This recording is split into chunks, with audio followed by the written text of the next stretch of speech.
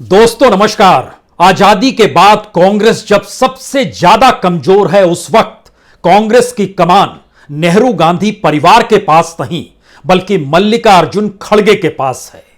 मल्लिकार्जुन खड़गे कर्नाटक से आते हैं और कर्नाटक में लगातार चुनाव जीतते रहे हैं।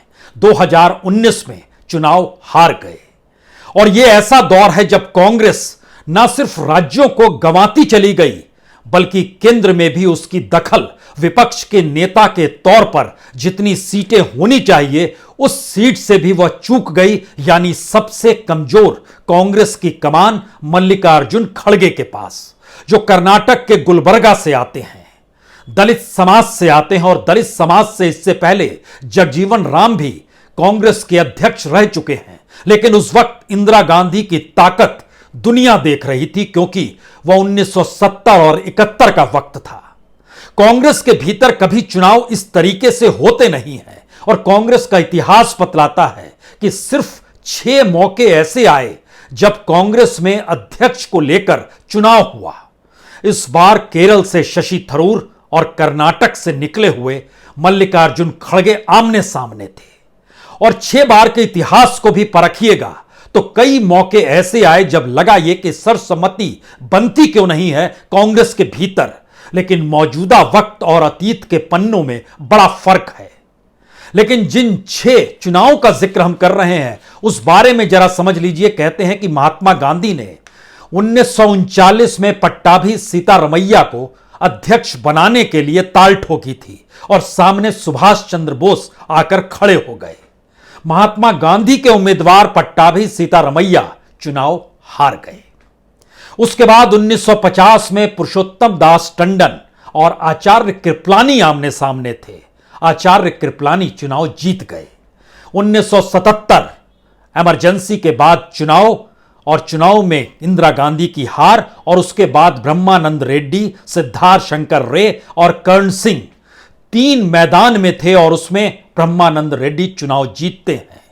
सिद्धार्थ शंकर रे जो कि इंदिरा गांधी के करीब थे चुनाव हारते हैं। कर्ण सिंह भी चुनाव हारते हैं। और उसके बाद 1997 याद कीजिए, सीताराम केसरी, शरद पवार, राजेश पायलट, यह 3 शख्स आमने सामने थे। लेकिन सीताराम केसरी कमाल की जीत थी। उनकी 6224 वोट मिले थे। शरद पवार को सिर्फ 882 वोट मिले थे और राजेश पायलट को सिर्फ 354 वोट मिले थे। और उसके बाद सन 2000 21वीं सदी की शुरुआत, सोनिया गांधी के सामने जितेंद्र प्रसाद खड़े थे जिन्हें सिर्फ 94 वोट मिले और सोनिया गांधी को 7400 वोट मिले। और आज जब रिजल्ट आया तो उस वक्त मल्लिकार्जुन खड़गे के हिस्से में जो वोट गया वो 7897 वोट, 416 वोट रद्द कर दिए गए, अमान्य घोषित किए गए। तो शशि थरूर को जो वोट मिले 1072 वोट मिले, कुल वोट 9385 पड़े। लेकिन यह कांग्रेस के आंतरिक लोकतंत्र का हिस्सा है या मौजूदा वक्त में इस देश के भीतर खत्म होते लोकतंत्र से किस रूप में टकराना है, इसकी समझ मल्लिकार्जुन खड़गे के जरिए क्या वाकई व्यक्त की जा सकती है। क्योंकि आज जब राहुल गांधी से प्रेस कॉन्फ्रेंस में सवाल पूछा गया तो उन्होंने कहा कि मुझे जो काम दिया जाएगा, यानी जो नए अध्यक्ष खड़गे जो काम देंगे मैं वही काम करूंगा। कहने को अच्छा लग सकता है लेकिन राहुल गांधी जिस पदयात्रा पर निकले हैं और जिन सवालों के साथ निकले हैं उनके भीतर का आक्रोश या इस देश के भीतर के जमीनी मुद्दे या इस देश में लोकतंत्र पर पड़ता हुआ सत्ता का हथौड़ा या संवैधानिक संस्थानों के खत्म होने की आहट, और ऐसे होते होते फोर्थ स्टेट यानी मीडिया भी जब सिर्फ सत्ता का गुणगान करे और विपक्ष को दरकिनार कर दे, तब राहुल गांधी पदयात्रा पर निकले हैं, ये कहते और समझते हुए कि उन्हें जनता के साथ खड़े होना है और जनता के साथ चलना है और चुनाव तो जनता लड़ती है, वही तय करे कि उसका असल नुमाइंदा होगा कौन। जब देश के भीतर इतने मुद्दे हैं तो क्या मल्लिकार्जुन खड़गे इस देश को कांग्रेस के साथ उस नजरिए से बांध सकते हैं जहां पर राजनीतिक लाभ कांग्रेस को मिल जाए? क्योंकि जहां जहां कांग्रेस को राजनीतिक लाभ मिला है वहां प्रतिद्वंदिता किसी दूसरे से नहीं, कांग्रेस के अपने नेताओं के बीच है। और जहां पर कांग्रेस है नहीं वहां पर कोई नेता कांग्रेस का खड़ा हुआ नजर आता नहीं है। इन पन्नों को जब आप पलटना शुरू करेंगे तो राहुल की पदयात्रा और गांधी परिवार का ना होना कमान को संभालने के लिए दोनों परिस्थितियां टकराती हुई बार बार यही संदेश देगी कि यह दौर राहुल का दौर है और राहुल जिस कांग्रेस को चाहते हैं वो कांग्रेस बन नहीं पा रही है और शायद इसीलिए इस पदयात्रा के बाद जिस कांग्रेस को वो बनाना चाहते हैं वो कांग्रेस शायद बन जाए।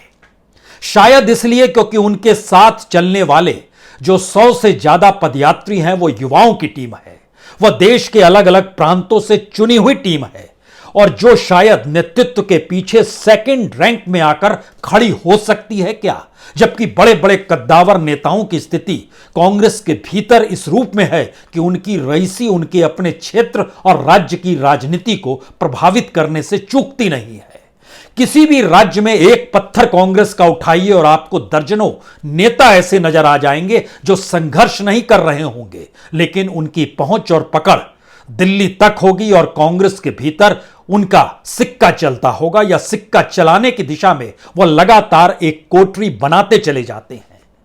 तो क्या राहुल गांधी उस कांग्रेस को तोड़ने निकल पड़े हैं कि गांधी परिवार की भागीदारी ना नजर आए और कोई अध्यक्ष कांग्रेस को संभाले और उस प्रक्रिया के भीतर वह जो कहे वो मानेंगे, या फिर जिस तरीके से वो कहेंगे कांग्रेस उस दिशा में जाएगी? क्योंकि कद्दावरों की लिस्ट कांग्रेस के भीतर बड़ी लंबी चौड़ी है जिन्होंने इस देश की सत्ता कई बार संभाली है और सत्ता संभालते वक्त इस देश के नेताओं के बैंक बैलेंस कैसे बढ़ते हैं, उनके पास पैसा कैसे आता है, इस देश में अब किसी भी पॉलिटिकल पार्टी ने जिसने भी सत्ता भोगी है यह छुपा हुआ नहीं है।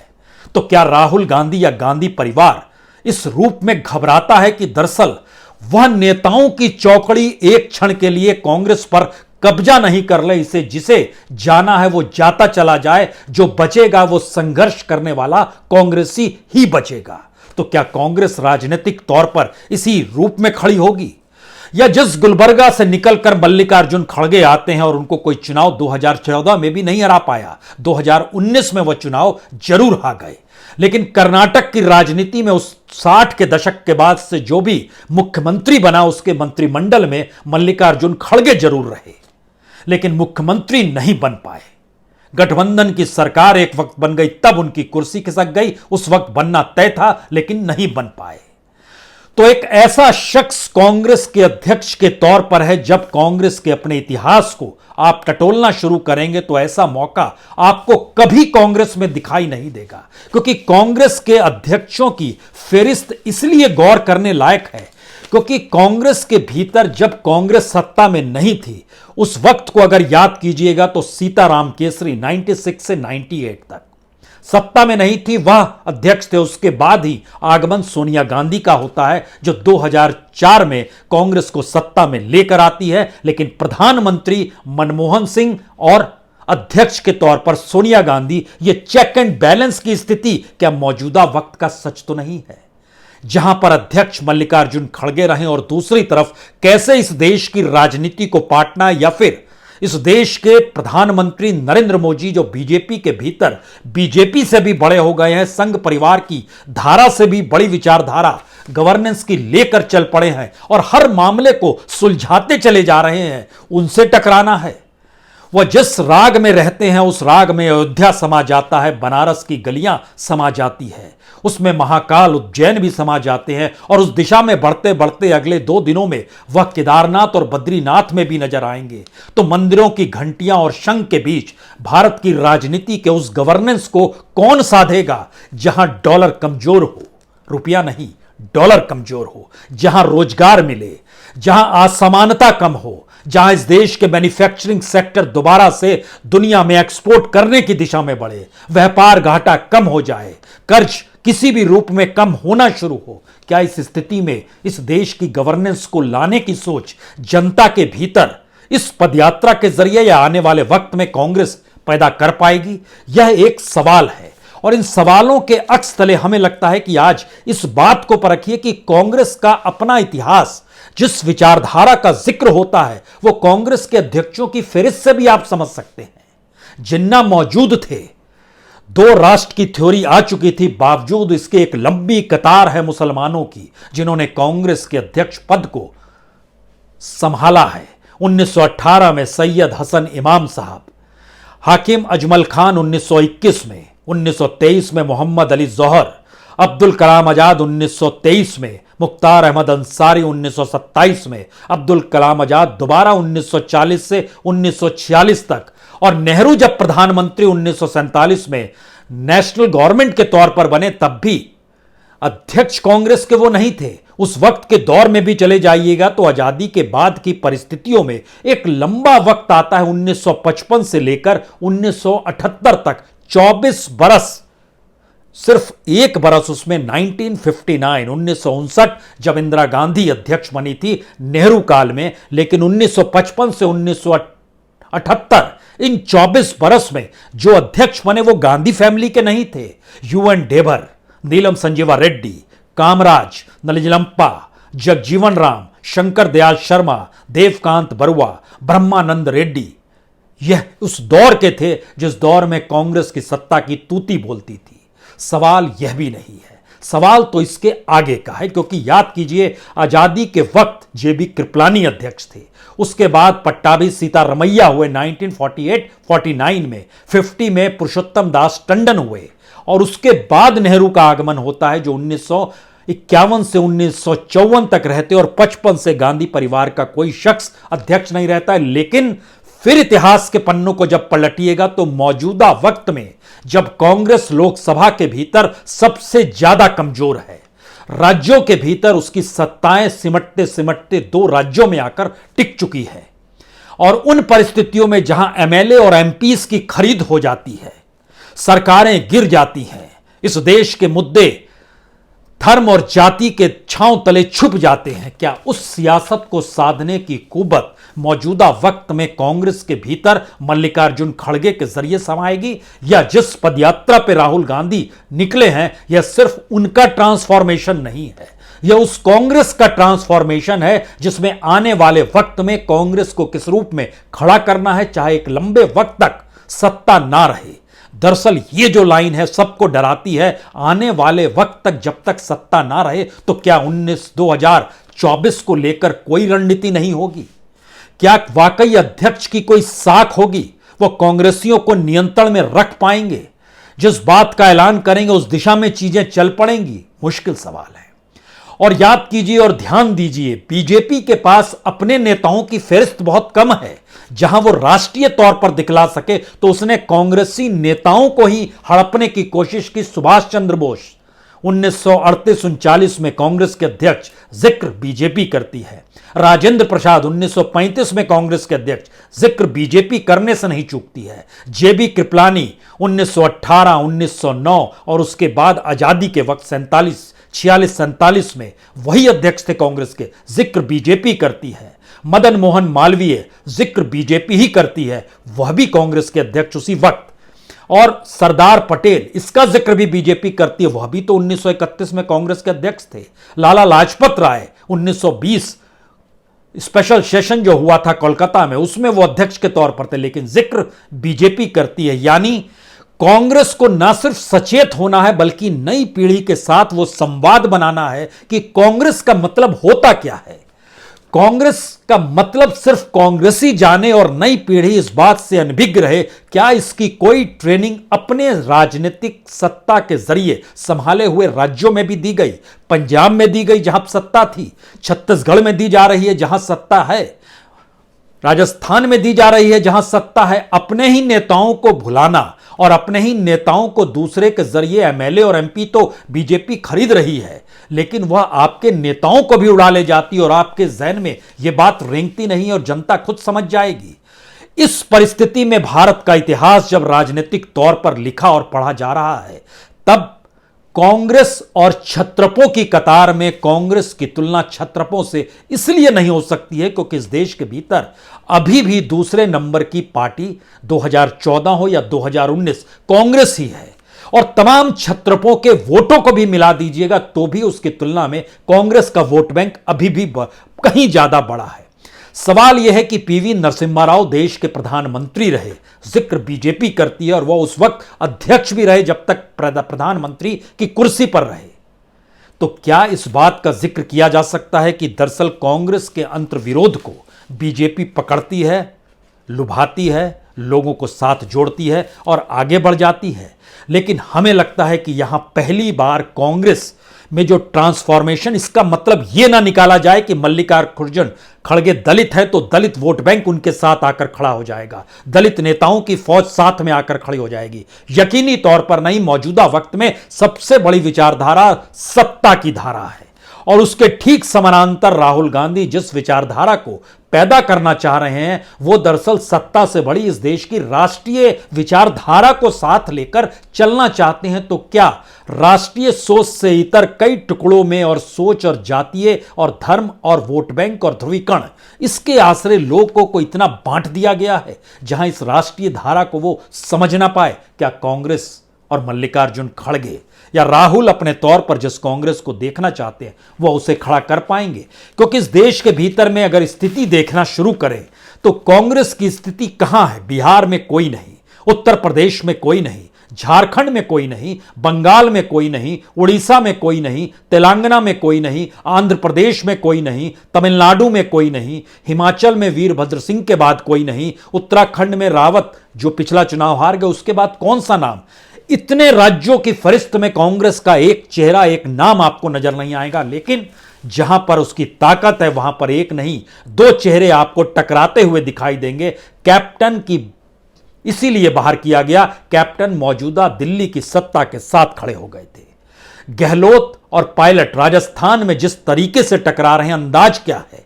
गहलोत क्या वाकई सत्ता को लेकर अपने दायरे में मोदी नहीं है? और राजेश पायलट के बाद उनके बेटे सचिन पायलट की स्थिति क्या उस गडकरी की तरह नहीं है?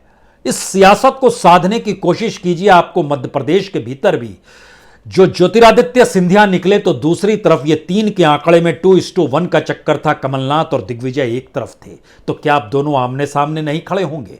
बघेल और सिंहदेव क्या छत्तीसगढ़ में आमने सामने नहीं खड़े हैं? डी शिव कुमार और सिद्धारमैया क्या कर्नाटक में नहीं खड़े हैं?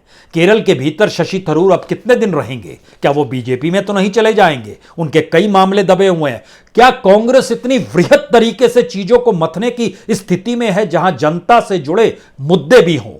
और जिन राज्यों में कांग्रेस की मौजूदगी है नहीं वहां मौजूदगी कैसे लाई जाए? जहां मौजूदगी है वहां पर कांग्रेस बड़ी हो, नेता कम से कम छोटा हो, या नेता कांग्रेस के लिए काम करता हुआ दिखाई दे, क्या यह सोच डेवलप हो पाएगी?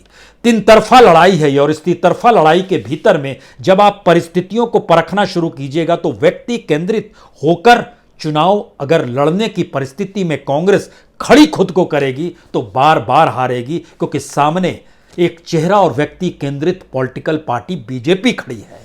तो चेहरे से चेहरे टकराने की स्थिति में जिस पदयात्रा पे राहुल निकले, हो सकता है आने वाले वक्त में इस देश के भीतर में वह खुद अपने उस कद से बड़े नजर आने लगे जिस कद को नरेंद्र मोदी ने 2014 के बाद से प्रचार प्रसार के जरिए बढ़ाना शुरू किया, लेकिन मुद्दों के आश्रय वह कद धीरे धीरे छोटा होते चला जा रहा है।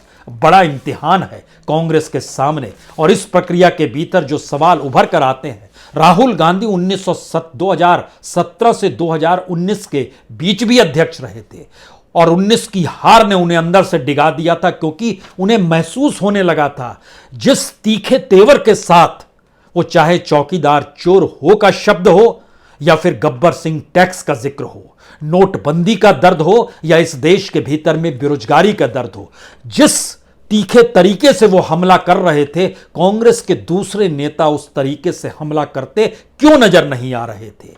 और 2019 की हार के बाद उन्होंने अध्यक्ष पद छोड़ दिया। लेकिन उस 2 बरस के पीरियड में अगर राज्यों की स्थिति देखें तो असल में राज्यों को जीत राहुल गांधी के अध्यक्ष रहते हुए मिली थी। 1-2 नहीं, राज्यों के नाम देखिए। राजस्थान में जीत मिली, छत्तीसगढ़ में जीत मिली, मध्य प्रदेश में जीत मिली, पंजाब में जीत मिली, कर्नाटक में जीत मिली, बिहार में गठबंधन के साथ जीत मिली, गोवा में जीत मिल गई थी, लेकिन गोवा में चीजें डिग गई, मध्य प्रदेश में विधायक बिक गए, पंजाब में भी वहां तो मुख्यमंत्री ही बिक गया, लीडर ही बिक गया। इन परिस्थितियों के भीतर में अब कांग्रेस किस रूप में खुद को खड़ा करे, यह पहला सवाल। दूसरा सवाल जो कांग्रेस के लिए सबसे महत्वपूर्ण है, 2024 को लेकर क्या वाकई उसकी कोई तैयारी है, या फिर गुजरात और हिमाचल से होते हुए जो बाकी 6 और राज्य हैं जहां चुनाव होने हैं 2024 से पहले, उसमें तेलंगाना भी है, कर्नाटक भी है, राजस्थान भी है, छत्तीसगढ़ में कोई रणनीति बना पाने की स्थिति में, यह दूसरी परिस्थिति है। तीसरी परिस्थिति है कि क्या गांधी परिवार की प्रासंगिकता आप मिटा नहीं सकते हैं, लेकिन मैसेज ये ना जाए कि आप रिमोट से चल रहे हैं। ऐसे में नियंत्रण और साख दोनों को साथ लेकर कैसे चल पाएंगे कि अपनी बात भी मनवाएं और नियंत्रण भी रखें और अपनी साख को भी अध्यक्ष के तौर पर डेवलप कर पाएं? क्या यह संभव हो पाएगा मल्लिकार्जुन खड़गे के जरिए, या पीछे अभी भी एक कर्टल के पीछे गांधी परिवार की सक्रियता नजर आएगी? यह सवाल इसलिए बड़ा महत्वपूर्ण हो चला है क्योंकि सोनिया गांधी के दरबार में भी उनके सलाहकारों की टीम थी। जिस समय मनमोहन सिंह से चेक एंड बैलेंस चलता था, इसीलिए वहां से मनरेगा निकला था, वहां से राइट टू एजुकेशन निकला था, वहां से आरटीआई निकला था।